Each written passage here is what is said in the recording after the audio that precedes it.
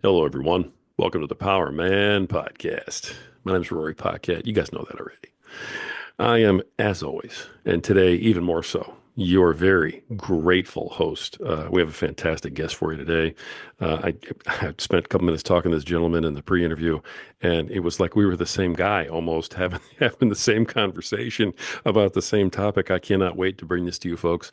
I know that this topic today has been a rising issue with the listeners of our program, and I think it's going to be very, very important and pertinent. So we're going to get to that in just a minute. I want to thank all of you one more time, and I'm going to do this every show until I don't have a show anymore. But you folks have really come out, supported the show in ways that I could never have imagined. If you're not out there liking, subscribing, DMing me hundreds of times on all of your questions and comments, if you're not doing what you're out there doing what you're doing, I can't sit here and do what I'm doing. So thank you for that. And now, before we get rolling, you guys all know if you're a friend of the program, we got to pay some bills. So let's get a sip of my preferred beverage so I can keep up with this young man in front of me. Oh, boy. You guys all know what we're drinking. That's right. It's Freedom Hill Coffee at Freedom Hill Coffee on Instagram. Go look them up, check them out. Deep, dark, rich, bold, and beautiful, just like my wife. And no, you don't get to meet my wife. All right. But they do a fantastic job. They brew a mean bean. They do all the right things for all the right reasons. They support veterans, which is very important to us here at Power of Man. And you all know that. And that's another reason why we support them.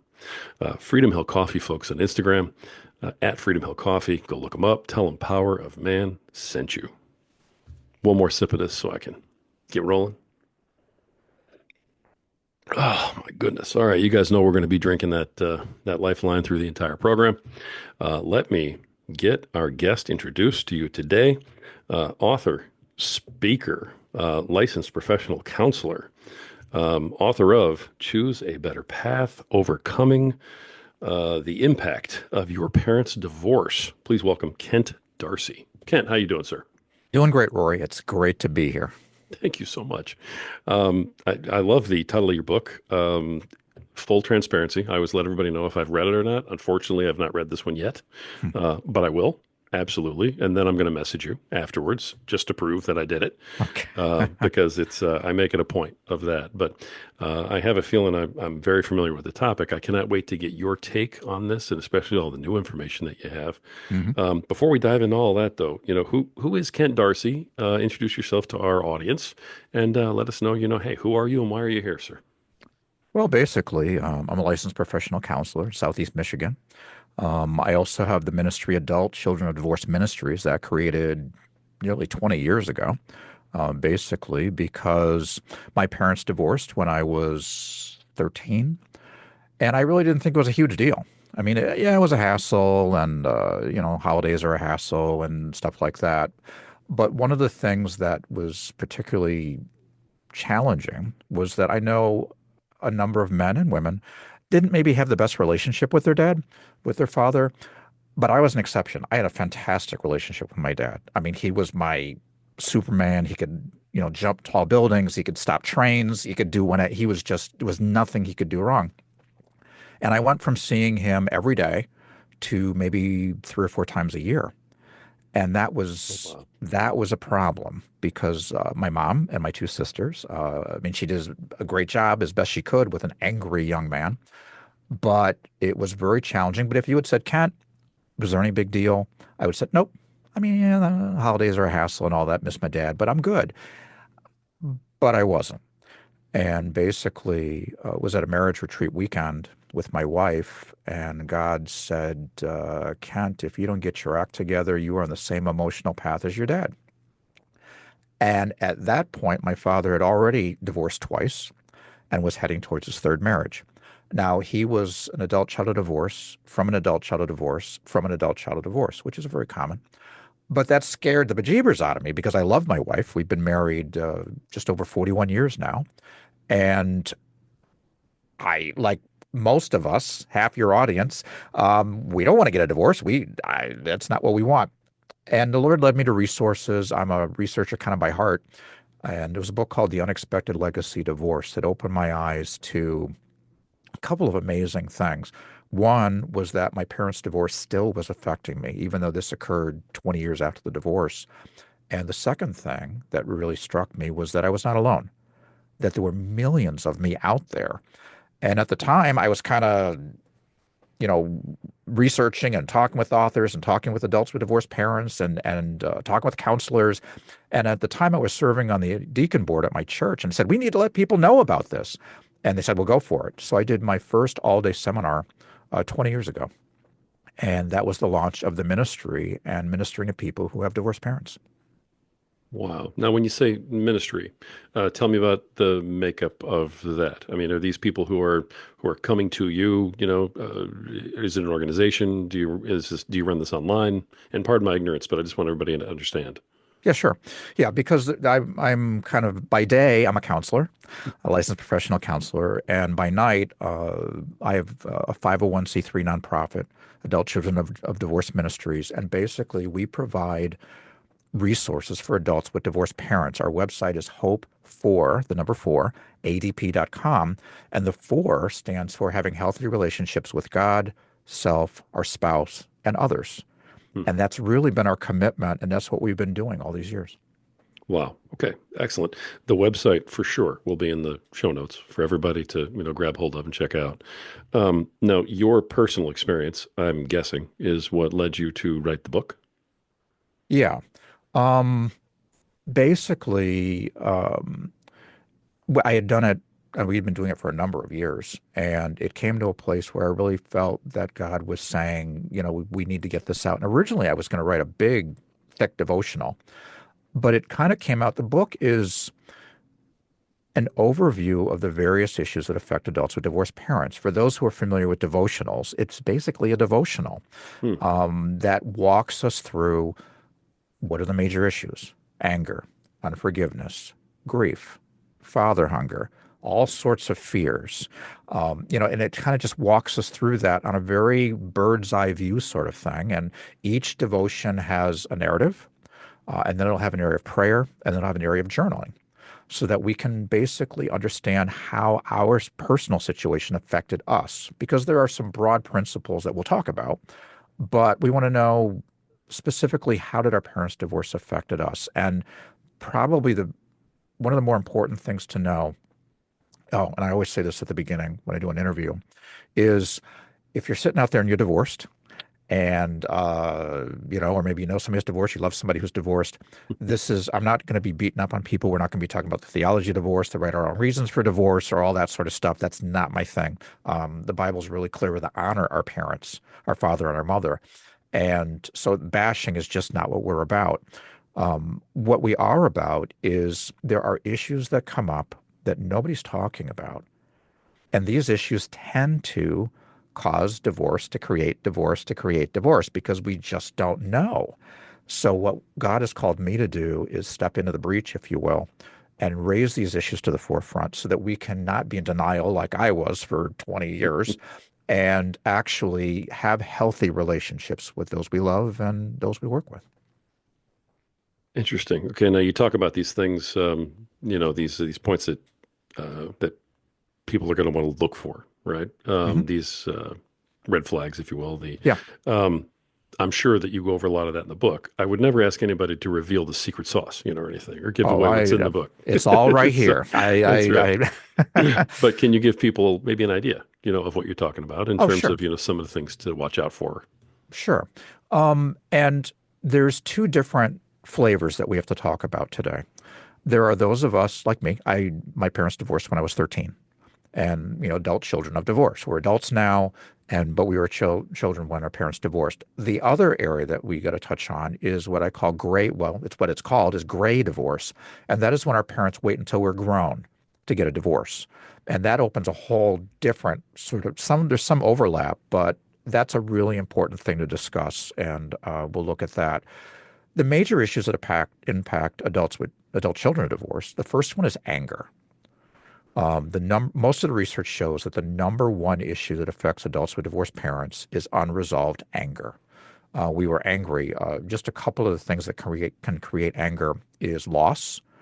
When we have a divorce, right or wrong, parenting is the family is child-centered. I mean, they're dealing with their schedules, their needs, their whatever. Divorce tends to change that and becomes parent-centered.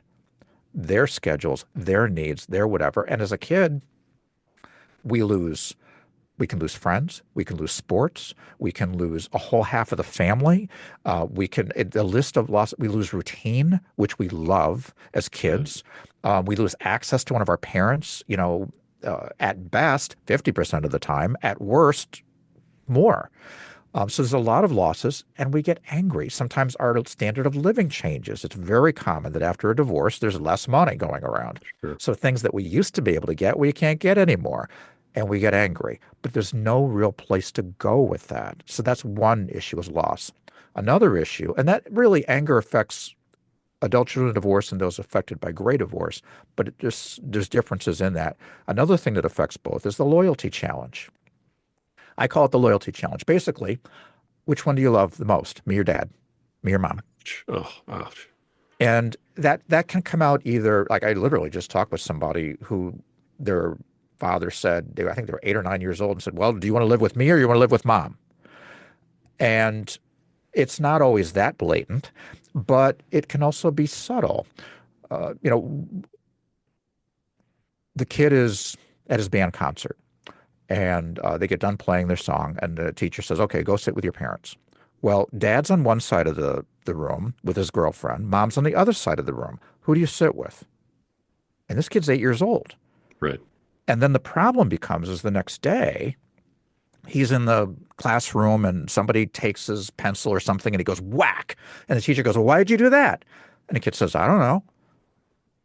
And he's still wound up from the night before. But the problem is that young boy grows up and he still has anger issues like I did. And, oh, we blame politics and we blame our wife and we blame our boss. But the truth be known, he still doesn't know why he's angry. And very often it's tied back to the losses, blame, loyalty challenge, and those things that he was not able to resolve as a child. We drag it into our adulthood. So anger is virtually all the research I've seen is the number one issue that adults with divorce deal with. And I'm going to detour just real quick here because we are dealing with men, the bulk of them. Sure. One of the things that we can do to resolve anger is the Rogers, Tom Beverly Rogers came up with an acronym that covers the major triggers for anger. And they call it the GIFT exercise, GIFT. And basically that's guilt, inadequacy or inferiority, fear, or trauma. So when we get angry or upset or frustrated or whatever, we want to ask those questions. Am I feeling guilty right now? The dog gets into the garbage and, how can the dog, whatever. And then she had asked you to take the garbage out like an hour ago and you didn't do it. That's guilt. But we get angry instead. Inadequacy and inferiority, men hate to feel inadequate or inferior. We hate that as a Yep. group. Absolutely. And interestingly enough, through no malice or intent, nobody can make us feel more inferior or inadequate than our girlfriend or our wife. I mean, it's just, and I'm not saying just malice or anything. It's just God created them male and female, and they're different, Yep. But what happens is when we feel inadequate or we feel inferior, we get angry. That's our go-to. Another thing is fear. Which is really another big thing with adults with divorced parents. We have fear of inadequacy, fear of conflict, fear of doom, fear of abandonment, fear of divorce, fear of marriage. So we have all these fears, but very often those fears can come out as anger. We deal with the behavior, the anger part of the behavior, but in reality, we have to drill down and we have to say, whoa, wait a minute. Okay, I'm really upset right now, but why? Am I feeling guilty? No. Am I feeling inadequate or inferior? Well, nothing I ever do is right. I can't do. Okay. Am I feeling fearful? Well, yeah, I'm afraid that she's going to leave because she's upset again. Because guess what? Upset people leave. That's what we saw. Sure. And it kind of gets programmed in. Then that program gets distorted. So we're afraid. We're afraid of being abandoned. We're afraid of being rejected. And that fear can come out as anger. And then the last thing in the gift exercise that contributes to anger is T, which is the trauma or trigger. And very often there's things that happen in our childhood, that are around the divorce that are traumatic to a young brain. And those things get stored in, I like to say the back of our brain. There's a technical name for it, but I just say the back of the brain, where the fear, flight, freeze, lives. And what can happen is that that trigger will create an event that happened in the past, but put it into our present, and we get angry. An example would be there was a fire when we were a kid, and there's smoke, and you're 8 years old, and your parents are grabbing, and they're yelling, and they're grabbing your sister and everything. And you hear fire trucks, and there's lights, and everything's really scary. You've never seen your parents that upset before, and you're out in the middle of the street, and you're standing there, and there's water going in your house, and it's really scary. That gets stored in the back of your brain because it's a protective mechanism. If there's ever a threat, we have an automatic response.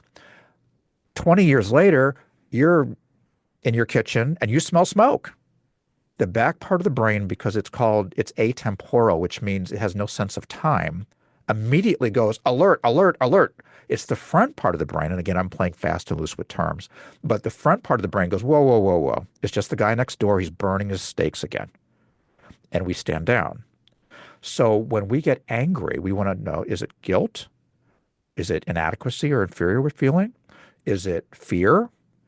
Or is it a trauma or a trigger from the past? And what that does is it keeps blood going to the front part of the brain so we don't escalate and we don't get out of control.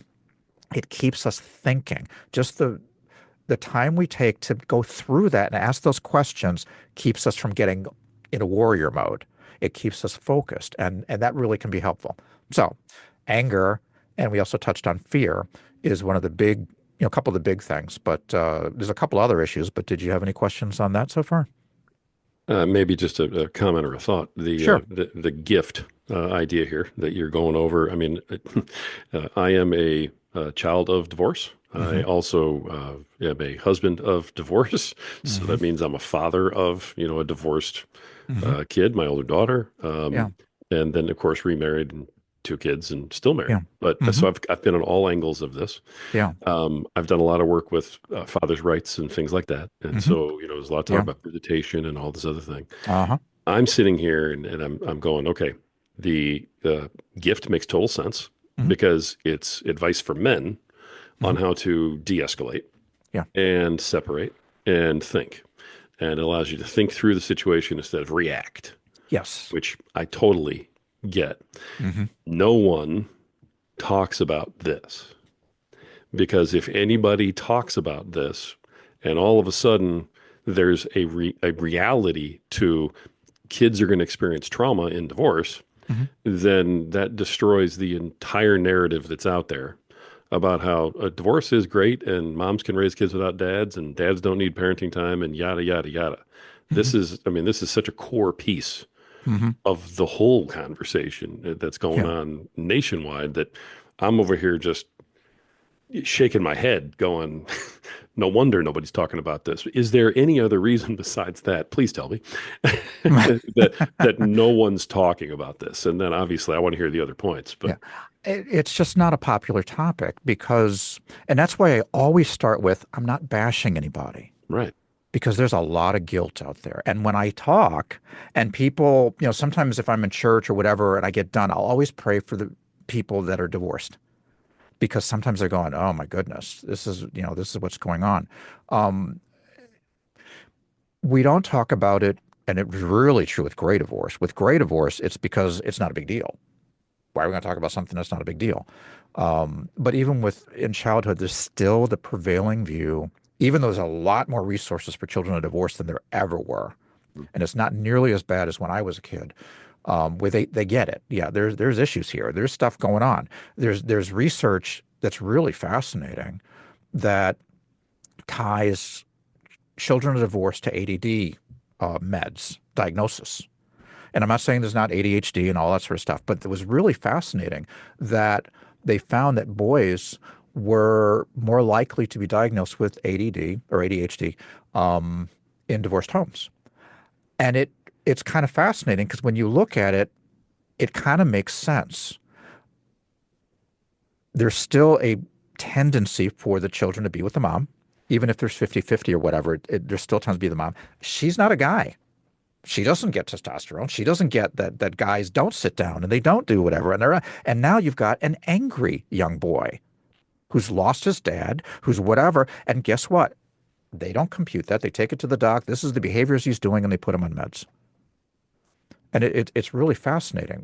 So that's why I really appreciate opportunities like this to get this information out, because we don't talk about it. Right. And I don't think there's an ulterior motive or anything. I think there's a lot of hurt out there and a lot of misunderstanding, because we talked about the gift exercise. As soon as the guy gets upset and escalates, we whip out the power wheel. And he's a this and he's a that. Right now, like, I mentioned I'm a licensed professional counselor. I rarely use the word narcissist. I rarely use the word toxic. I rarely use the word, whatever, because now everybody's a narcissist, everybody's toxic, everybody's whatever. And it just isn't true. We have misunderstanding. And probably one of the biggest misunderstandings, we're going to get way off in the cornflakes here, but I'm just going to hang in there for 30 That's seconds, all right. is the gender issues. The Bible says God created us male and female, not male and male, not female and female. And they're different. Guys are logistical. We think in things. Guys are sequential. We do one thing at a time. We maybe do one thing at a time quickly, but we're still doing one thing at a time. Ladies are relational. And they have an integrative brain, which means they're doing tons of things at the same time. Now, what happens is that when the lady says something that the guy is like, where did that come from, or whatever, or we've got the trauma from the background going on, Right. he responds in anger. Nothing crushes a woman's heart quicker than anger. It just does. But then she responds, and then he responds, and because we don't understand that some of the differences that we're actually dealing with are gender, in addition to family of origin and other things, we react instead of respond, and the thing crashes and burns, because we can get a driver's license and you have to go through a book and you have to take a test and you have to do a thing. And also for stuff, but a marriage license, you spend your 15 bucks and you're married. There's no training, there's no anything. And a lot of the stuff that's happening with these divorce, we mentioned gray divorce, the over 50 crowd now, double digits. Right. For years, the number one issue for divorce was affairs, infidelity. That stopped being number one, man, I want to say 12, 15 years ago now, probably. The number one issue right now is my needs aren't being met. And right now it's still, for years it was 69% of the divorces were filed by women. It's up a tick now. It's about 70% that are filed by women. And most of those women, the vast majority of them, are not ill-willed. They really aren't. We're just in this dysfunctional dance that he's not like me, she's not like me. If she would just be more logical, and what's all this emotion stuff and all this, she's always emotional, but if she'd just be like me, if he would just be like me, and man, he never settles down, he never talks about it. If you have a problem with the design, you take it up with the designer. But simply because we are that way doesn't mean that we can't understand the other person's way. And there's just a lot of misunderstanding. But back to our topic, everything I just said is put on steroids when you have adults, if you have divorced parents, because everything is just ratcheted up. If you're fear of abandonment, if you're afraid of being abandoned, then guess what? If she even looks at somebody, where do we go? Now, the reality of it is she's been loyal. She's not, I mean, whatever.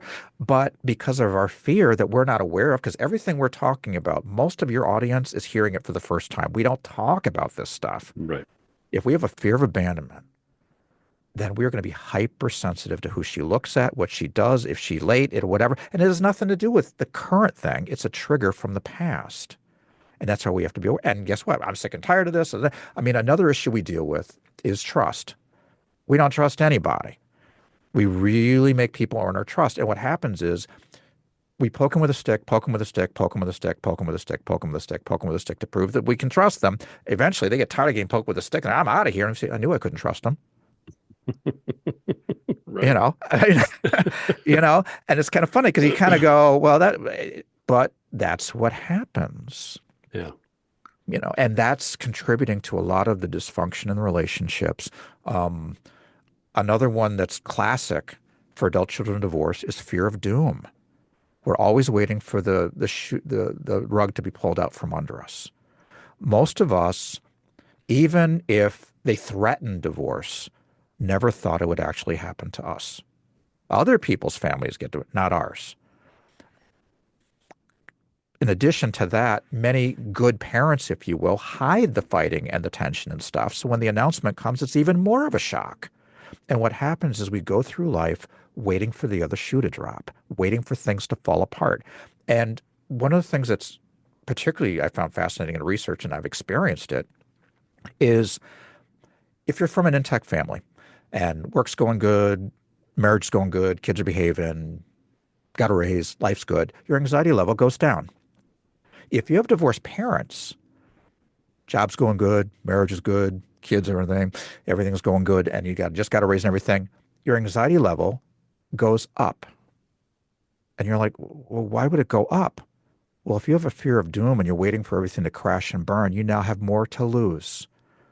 So what happens is that Jesus had said he came to give us life and give it to us more abundantly. I call that 0 to 10 life. 0 is really crummy, crappy things happen, and 10 is woohoo, fantastic. And life is kind of a roller coaster. Sometimes it's way up there and sometimes it's way down there. Adults with divorced parents tend to live between 4 and 7. We don't get too high because we're only going to get disappointed anyway. And we don't want to get too low because, particularly as men, because we feel like we're going to just lose it if we even go there.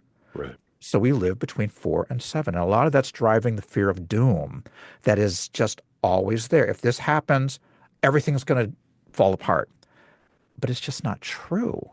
And once we're aware of it, it's amazing. I'll talk with people and they'll kind of go, yeah, like all the time. I'm waiting for things to fall apart. My job, my home, whatever. I'm just like, I'm never really relaxed. I never get below, whatever, because I'm always worried. And once we realize that's part of the distorted programming, we can pray more intelligently about that. We can deal more effectively with it, and we can recognize it, and then we can reframe it or redirect it when it does occur. Yeah, wow. I mean, this entire thing, the whether or not the male in all of these different equations um, is, from a divorced set of parents, uh, is a huge piece because he Mhm. goes into every one of these interactions, you know, at a 6 or 7 to Yeah, start with. yeah, You know, he's not level with the female in this interaction. She may come in here, he comes in here, he's already here.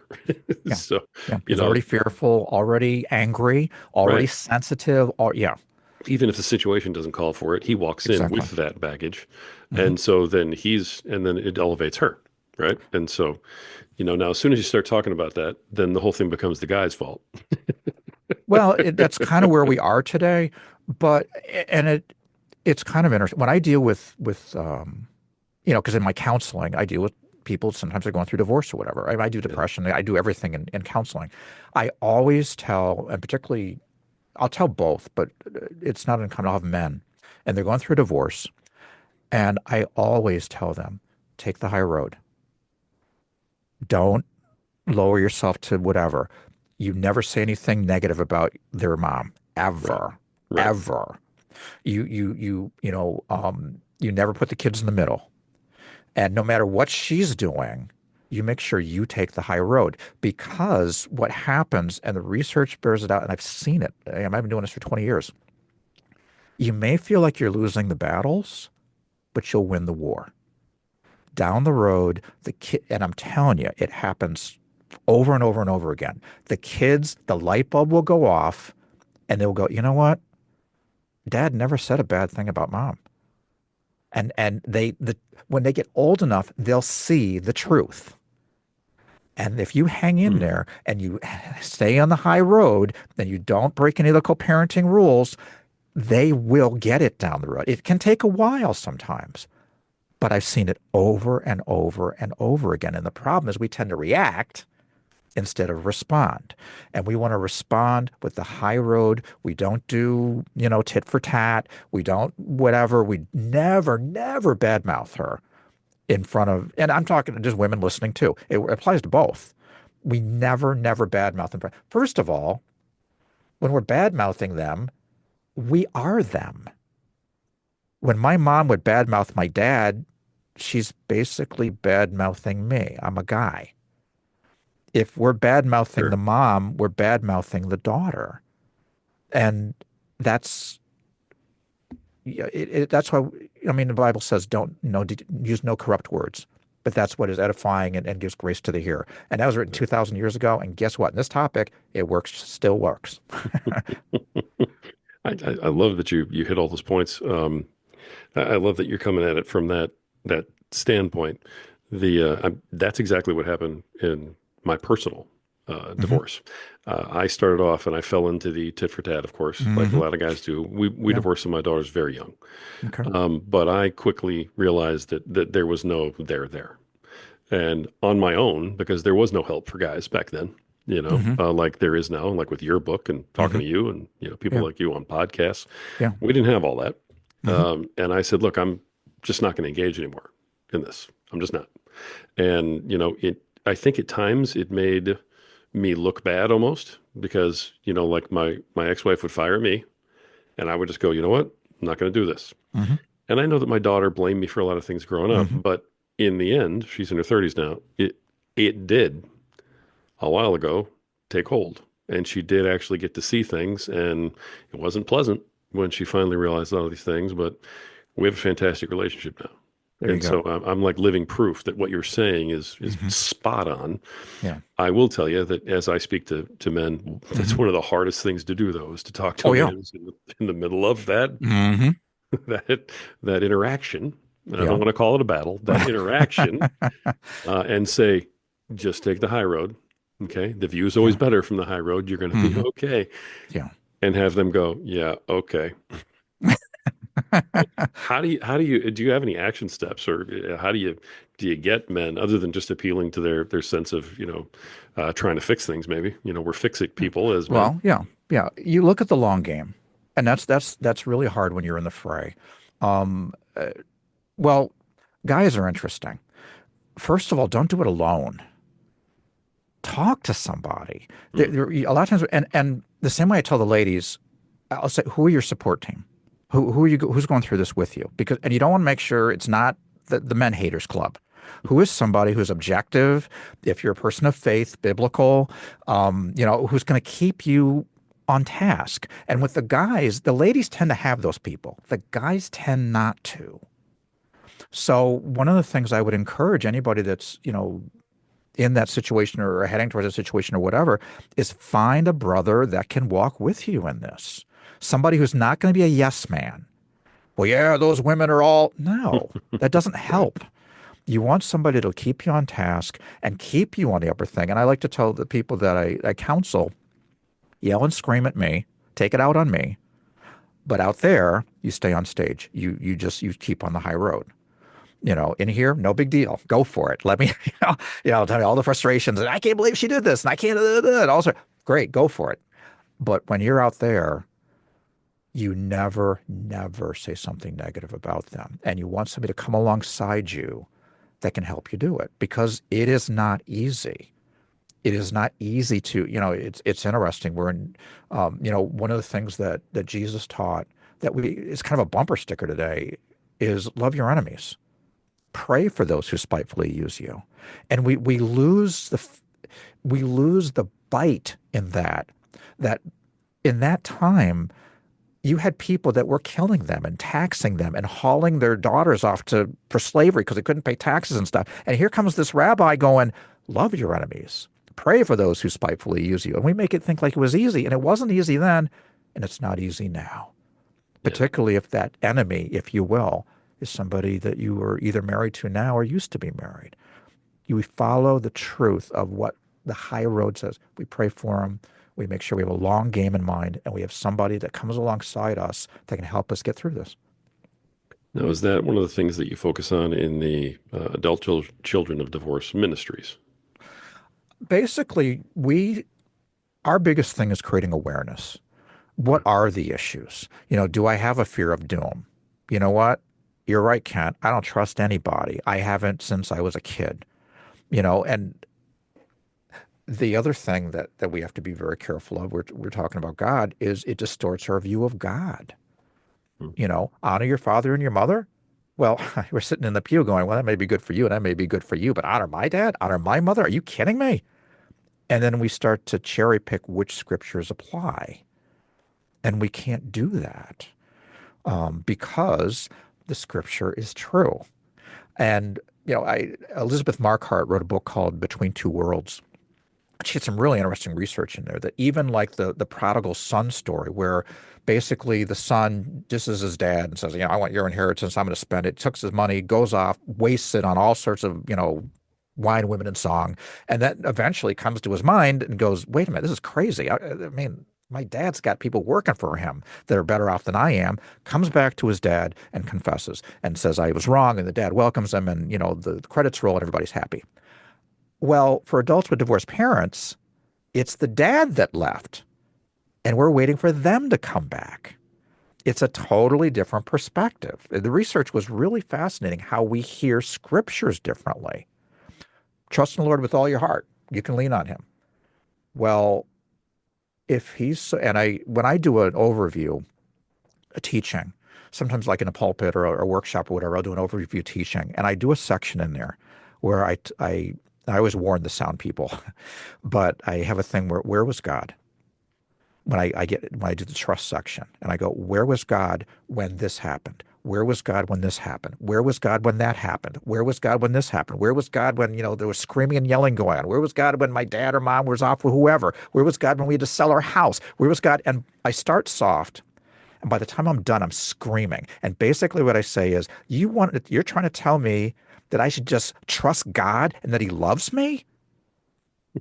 And I just let it hang. It's just quiet.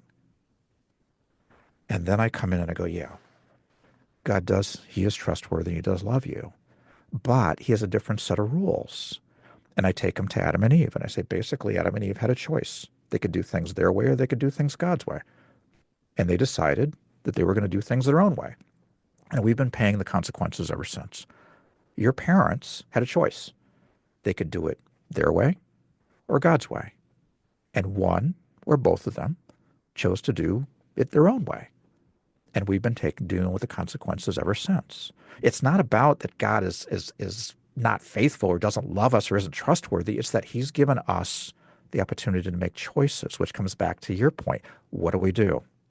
We learn this information and we run with it. We don't be in denial like I was for all those years. And men, we're good. It's a hassle, but we're good. And I'm telling you, you're probably not.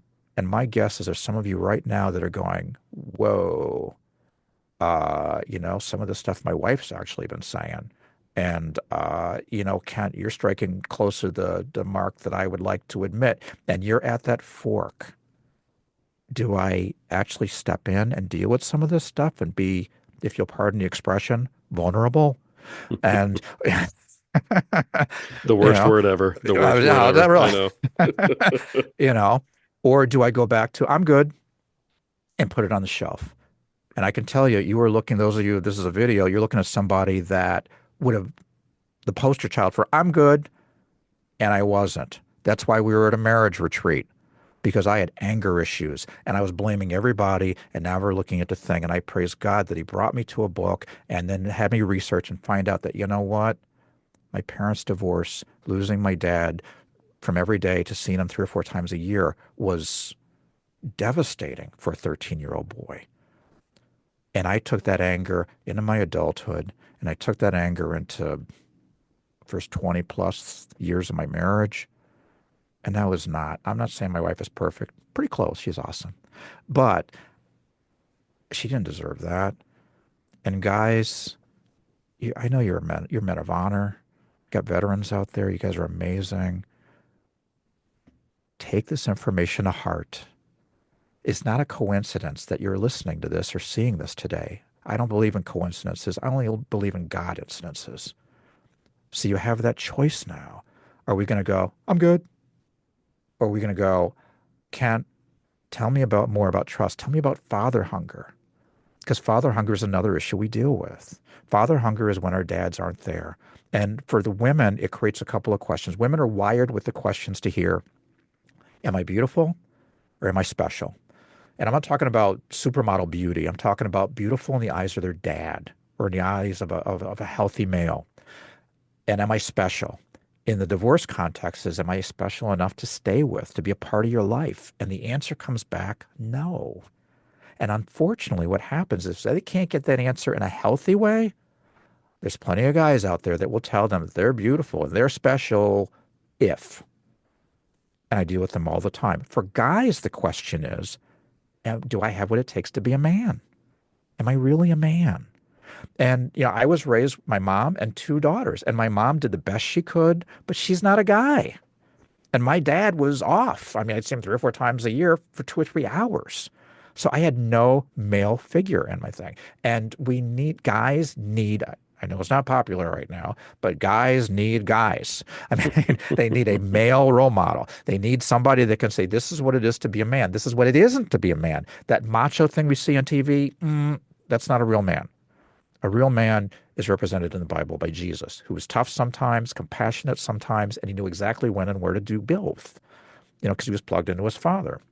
So we have to be very, very careful with father hunger, where we search for that answer of, am I really a man? Does, my dad was in the Air Force. Does being in the military make you a man? Does being a policeman make you a man? Can you be a man as being a cook? I love the scripture. I think it's in 1 Corinthians. It says that we are God's masterpiece. In other words, this is handiwork. And basically what it's saying is we are created by God individually, which means you, warts and all, are the best image of man. However, God's not going to leave you there. He's going to continue to mold you into the image of his son. So he's going to singe the edges. And guess who's really great at singeing edges? Our partner, our girlfriend, our helpmate, our wife. And guess who we're most resistant to getting that information from? Our partner, our girlfriend, our wife. And yet it's God-given. So father hunger is a major issue that men deal with. And we try and get that question answered by being strong, by having a lot of women, by, showing that we're in charge, when in reality, we simply want to be who we are and be all that we are as God created us. Yeah. Wow. You hit the nail right on the head like 15 different times Okay. just now. So I'm sure there's guys listening to this right now just going, wow, yeah, that's exactly right. Yeah. Yeah. Something, what we talked first, just a second about the divorce ministries. It sounds like that takes you on this self-discovery journey to Yeah. see if you are actually suffering from the gift, the GIFT Well, that's what the book does. points. That's what the book does. Yeah. We have a second to read the titles, the Oh, please. contents. Yeah. Absolutely. Okay. Yeah. The chapter titles are We're Probably Not Doing Fine, Okay. The Real ACD's World, Triggers That Kill Relationships, Living a Fear-Based Life and Not Knowing It. I Trust One Person, Me. I Said I'm Not Angry. I Really Miss My Dad, The Pangs of Father Hunger, Sifting Through the Rubble of Gray Divorce. Why Do I Want to Cry When I Smell Waffles? That's about grieving what we lost. Lord, I Don't Want to Forgive, and Equipped for the Road Ahead. And basically it leads people through, it's that discovery. It's how is it really impacting me? It's basically stories and vignettes that gets us thinking, well, wow, yeah, that's me. Yeah, whoa, that's really me. It's funny, the waffles thing, when I first wrote the book, I gave it to a couple people and said, hey, see if this resonates, adult children divorce. And I gave one to a lady in church. And she, at the beginning of the service, she came after the end of the service and went, how'd you know about the waffles? And I went, what? And at the beginning of the chapter, I tell a story of a girl whose parents every Saturday, his dad would make waffles. And they would laugh. He wore that old flannel shirt that everybody hated. And it stopped when they got divorced. And this person that I had given the book to review before we published it, came over and went, how'd you know about the waffles? Because that's exactly what she had gone through. They had waffles every Saturday. And then after the divorce, it stopped. And she was grieving that wonderful memory of what used to be. And we grieve, But I also want to turn the corner real quick here because we haven't really talked about gray divorce. And I want to make sure we'll hit it real quick. No, for sure. I definitely want to talk about that. So Yeah. go ahead. Right. Gray divorce is when people wait the parents wait until we're grown to divorce. Right. I just did a conference and talked with people that basically they went away to college and they got the call over Thanksgiving. When you come home, Dad's not going to be there because we got divorced. And it blows people out of the water. Or after 30, 40, 50 years, people are now divorcing. You're seeing those silver single commercials on TV now because it's double digits. It's supposed to triple. The amount of gray divorces is supposed to triple by 2030. It's rampant out there. People are going, I don't want to be with this, with this witch or this bum anymore. I'm not going to spend the last 20 or 30 years of my life. I'm out of here. And there's a couple of misnomers in it. And again, they're not ill-willed people. They genuinely believe the kids are grown, so it's Hmm. no big deal. Right. And in reality, in a lot of ways, it's worse. And there's a few reasons why. One reason is that there's no support. If you're a child and your parents get divorced, the counselors at school are up on it now. The youth pastors are up on it now. There's tons of books out there that can help you. They know that it's an issue. If you're at work and you say, well, why are you so upset? I got a call from my mom last night. She's divorcing my dad. We were just at their 35th wedding anniversary, and I can't believe that they're getting a divorce. And they'll go, well, what's the big deal? You don't live there anymore. Well, I mean, they're entitled to have a happy life, aren't they? And what they miss is now you used to go to grandma and grandpa's house. Now you're going to grandma or grandpa's house. How Yep. do you explain that to your kids? And that another issue is what I call TMI. That basically what happens is that they don't treat you as a child, they treat you as an adult.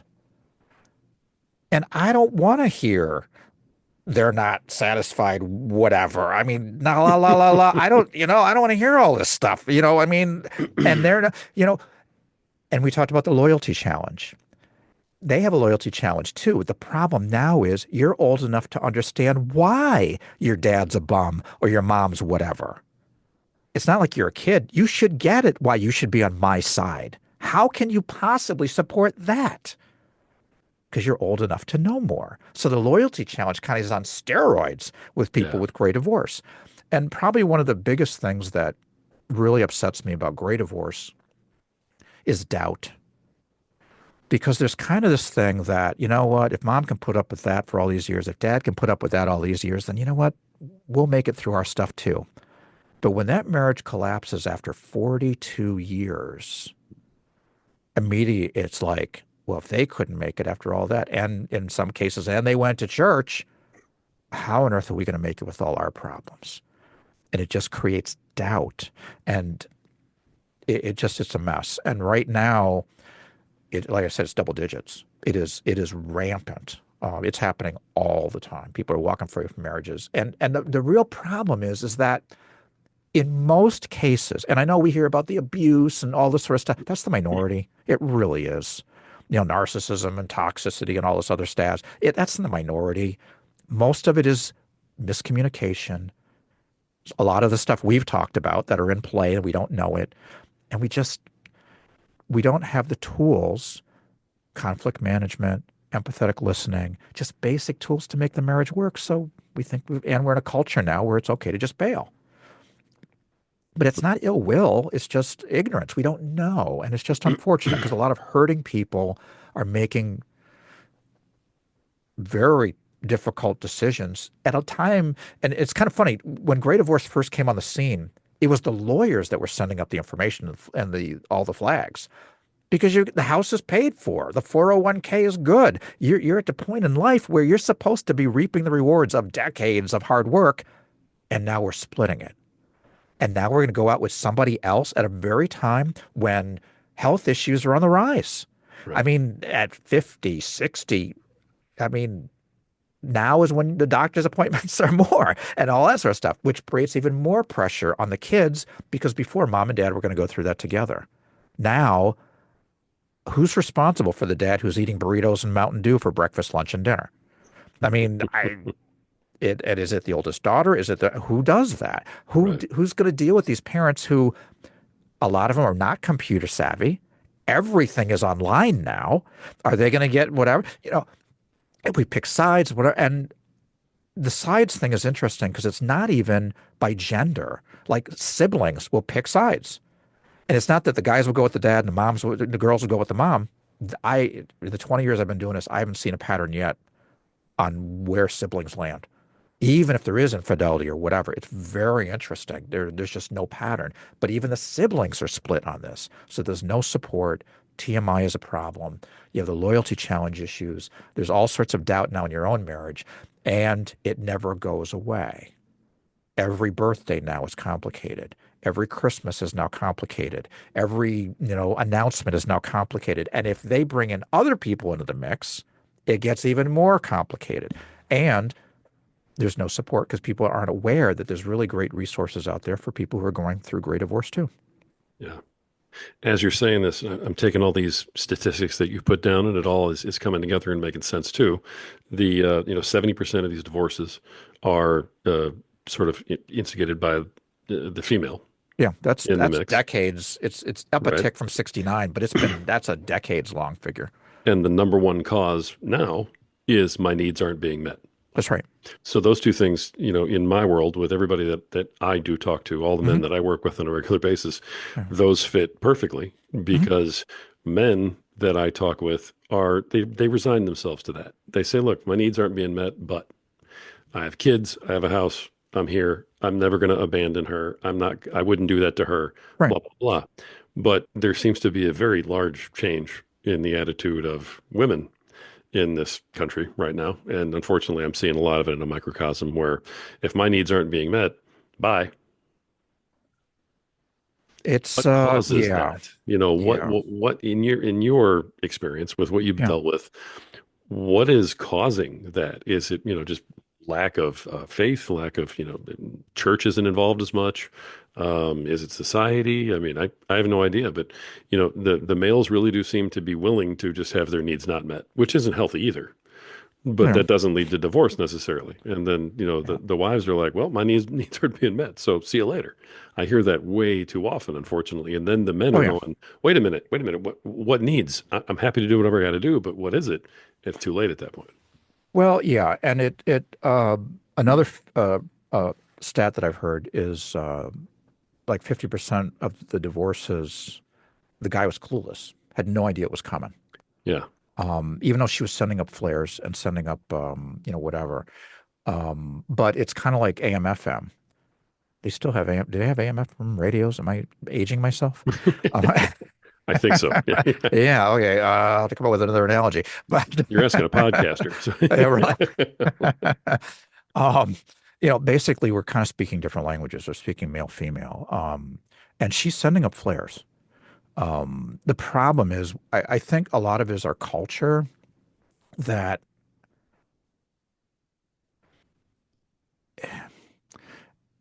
the problem is that the algorithms kick in. And what I mean by that is if you're online and you husbands who don't talk, you're going to get a bunch of hits on husbands who don't talk. And most of them will be negative. And if you click on any of those, the algorithms take over and you're going to get more stuff about narcissists and about toxic and whatever. And if you click on any of those, you're going to get even more stuff that all supports your view of where you're at. And Right. unfortunately, I think that is one contributor that we're dealing with, that there's a social media algorithm problem where we do not get, if you put in, husbands that don't whatever, you're not going to get a balance of different things on there. You're going to get things that support your view. And that's why, narcissists, the biggest thing I hear, they're a narcissist. Um, Speaking as a counselor, we call the Bible, the DSM-5, which is the counselor's Bible. And Sure. basically what it does is it lists the criteria for if we're going to diagnose somebody with something. So we're not just willy-nilly doing whatever. If they're this, they have to hit 5 of these 8 criteria or whatever. By that book, if I remember correctly, I want to say it's 6% of everybody out there is a card-carrying narcissist. Um, but that's going back probably 10 years ago when the DSM-5 came out. So let's just double it and say it's 12 or we'll say 15% are now card-carrying narcissist. That means you get an 85% chance that your guy isn't. Now, will he have tendencies? Probably, as you do. I mean, Christianity is set up. Basically, the Bible says we are all narcissists. There's none that follow after God. There's none who give a rip about him. We only care about ourselves. We're all narcissists. And they sent Jesus here to deal with that. you know, so I mean, we all have that, but right now we're in this mode that if you put narcissist in, the algorithms will take you to areas that are not healthy. But that having been said, I hold guys to a higher standard, mainly because I'm a person of faith. And I believe that when you have scripture that says you're to love your wife as Christ loved the church and gave himself up for her, I don't see any bar that high for women. I mean, there's equally submit, and all this sort of stuff in Ephesians, and I get all that. Sure. But I don't see anywhere in the Bible where it says a woman is to die, to live like Christ did for her husband, to die. And I'm saying, yes, both have responsibility, but I'm not saying that. I'm simply saying I always hold guys to a higher standard because of that scripture. That how did Jesus, he died for us. He did the unpopular thing. He sacrificed for us, and he didn't deserve it.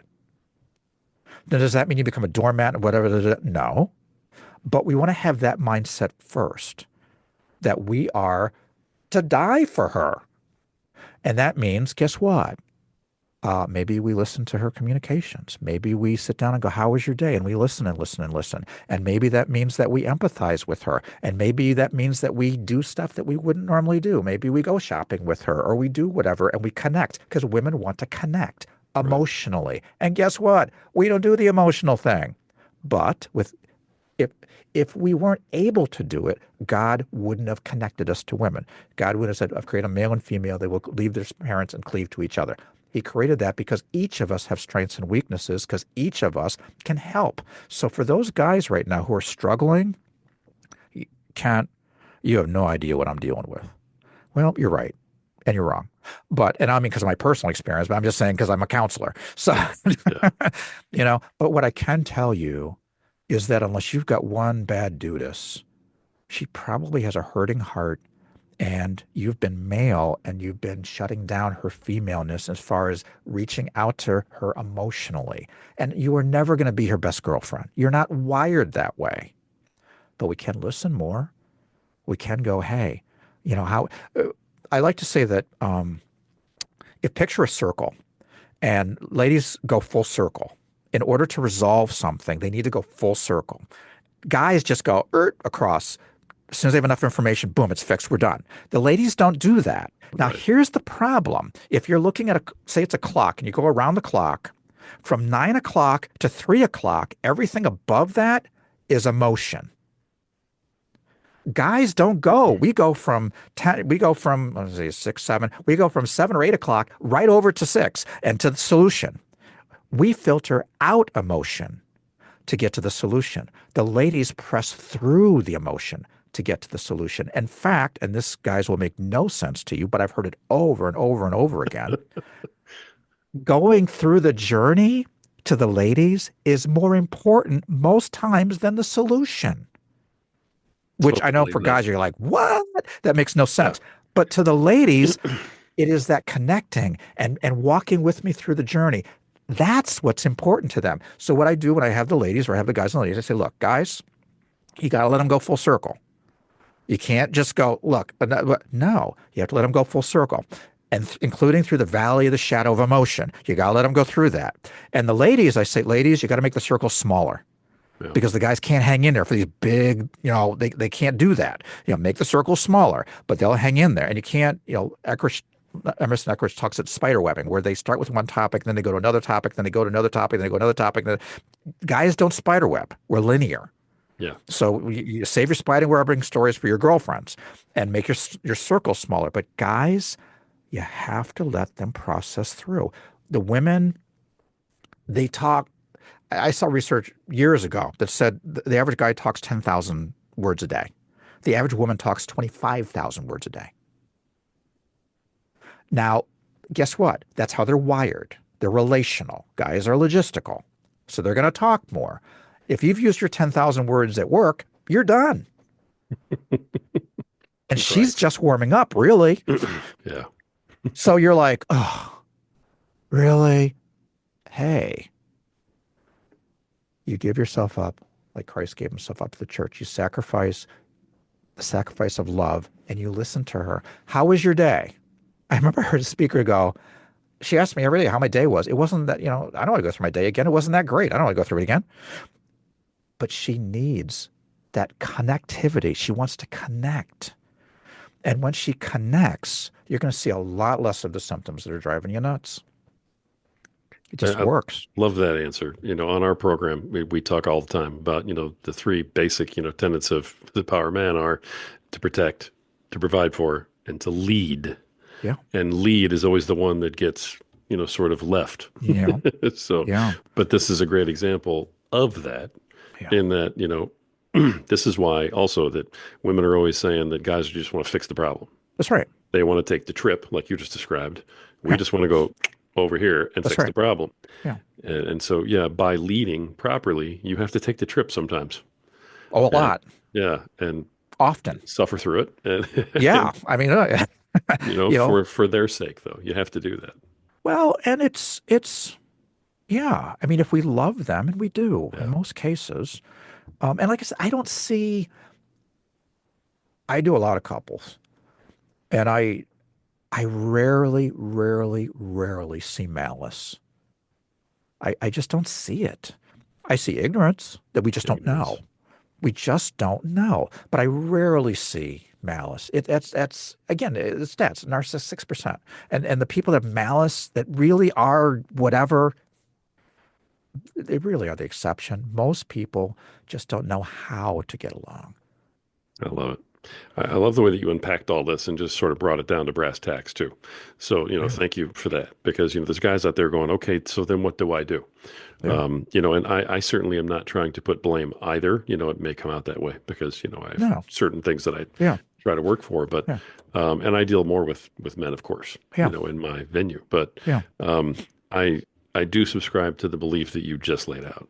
And that is that, look, if we're going to get through this and if you're going to have a shot at not being in divorce Yeah. against your will, Yeah. even, then you need to head this off and you need to look for these red flags and Hmm. you need to lead through it, Yeah. because, there's a lot of guys who go, look, if my needs aren't being met, then why am I sitting here worried about her needs not being met? You know what I mean? By the same As token, Dr. Phil would say, how's that working for you? exactly. How's it working for you? We have to lead. Somebody has to go first. Yeah. Somebody has to meet the other one's needs first. Yeah. And that's our Sacrificially. job. That is our job. Yeah. As men, as husbands, as fathers, we sacrifice, we meet those needs first. And then we see if our needs get met in return, but Yeah. But I, we I like that a also have lot. to meet the needs their way, not our way. Mm, Because, well, right. I told her I loved her, you know, Right. you know, when was that? Well, when did we get married? That was, so, but the thing is that we want to find out how we can love them their way. Yeah. Get curious, ask questions. If you want to Google, how to get closer to my wife or something, and trust me, sites will come up and little things will come up. But go to the, like Focus on the Family is solid. Find good, solid resources that are, that aren't one way or the other way, kind of all that craziness. Because it's just basic, the talk that get rid of the anger. It crushes the heart. So I'm glad we had time to talk about the gift exercise. Yeah. Apply that because anger crushes their hearts.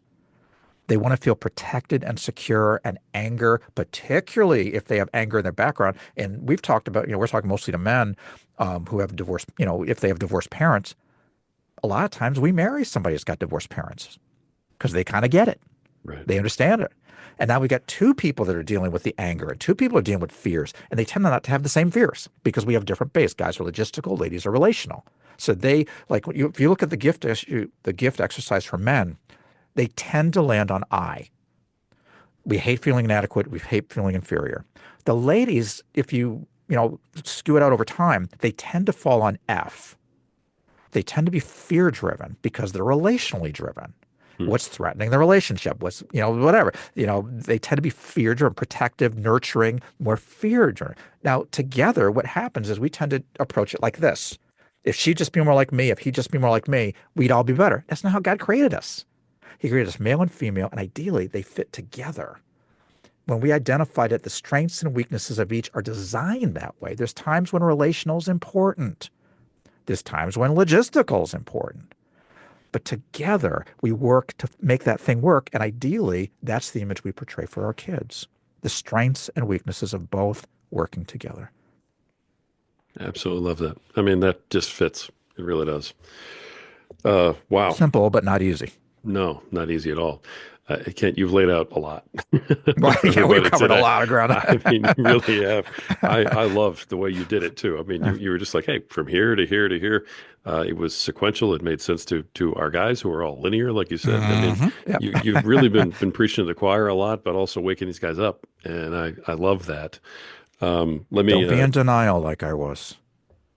Just guys, 20 years before God said, Ken, if you don't get your act together, you're on the same emotional path as your dad. I was in denial, denial, denial, denial, and angry, angry, angry, angry. And I know I am speaking to people right now that are going, Ken, that's me. That's me. And I just encourage you. Go to the website for one thing, because there's lots of resources. In fact, it's ironic. The podcasts on the website, and I told Rory earlier, it's not the Kent Darcy show. My resources, I have resources for everybody. Whatever works. Like I have a great divorce book. I've got all sorts of that from authors, really great material. But the first 10 podcasts, actually, interestingly enough, I recorded years ago for Transworld Radio for a Champions Arise program, which was Christian men. So the first 10 podcasts are actually an overview of adult children of divorce issues in more detail, but they're geared at men. So I would encourage you, if you're going, oh, my goodness, I don't know about this, check out the hopeforadp.com website and go to the podcast, and the first 10 are basically speaking to you guys. And ladies, you ladies that are listening, I encourage you to listen as well, because you will see where your man is coming from. And maybe the way he comes across, maybe it makes more sense now. And I don't condone and I don't justify. I simply explain. Because sometimes when we have better understanding, it helps us to see things differently. And that helps to keep things from escalating. It brings things down. Sorry to interrupt. Not at all. I was going to ask you if there was anything that we didn't talk about or anything you Oh, wanted to drive home. okay. And frankly, I think you just did. There you go. So that was a wonderful wrap up. So There you I go. really appreciate that. You took the cue beautifully. Just Okay. went, all right, here we go. I love that. I love that part. Um, It's just important. I'm really passionate about that because it's yeah, not malice, guys. She is not waking up in the morning going, how can I make this guy's life miserable? That is not her heart. Her heart is probably hurting, either from the past before she got to you or because of some of the stuff that's experienced since she got to you. But her heart is probably hurting, as is yours. But as Rory said, you want to lead in that. Be the leader, get the information, and make a difference. beautiful. Beautiful. Kent Darcy, author, licensed professional counselor. Sir, thank you for coming on everything today. I can't even sum it all up because you put down so much that was really applicable to me personally, to my audience especially.